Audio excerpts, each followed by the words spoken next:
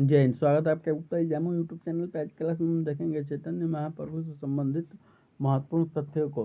चैतन्य महाप्रभु का जन्म 18 फरवरी 1486 को हुआ था। 1486 को हुआ था। उनके पिता का नाम जगन्नाथ मिश्र और माता का नाम सची देवी था। चैतन्य प्रभु ने अपने सुधारवादी आंदोलन से बंगाल और उड़ीसा में एक नवीन चेतना जागृत की। चैतन्य के जीवन में प्रारंभ से ही उन्होंने उच्च कोटि के साहित्यिक प्रतिभा का परिचय दिया।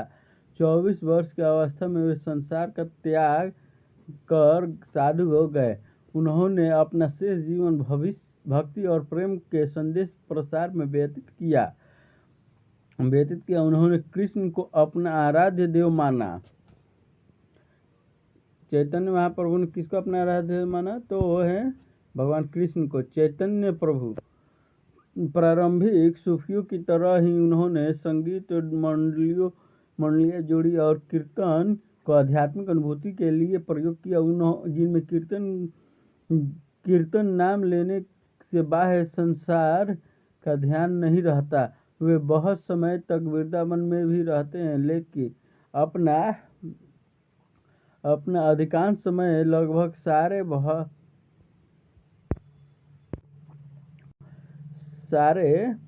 भारत का भ्रमण करने और भक्ति प्रचार में व्यतीत किया। उनका प्रभाव व्यापक था। उनके कीर्तनों में हिंदू और मुसलमानों दोनों ही जाते थे। इनमें निम्न जाति के भी लोग थे।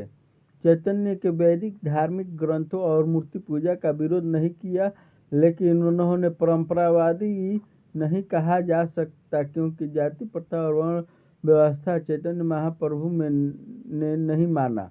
वे सांप्रदायिक नहीं थे। उनके विचार में सगुण भक्ति का स्वर प्रधान था। चैतन्य महाप्रभु के उपदेश।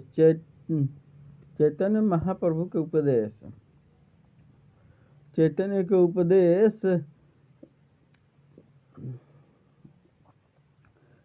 उपदेश का सारांश संक्षेप में यह है कि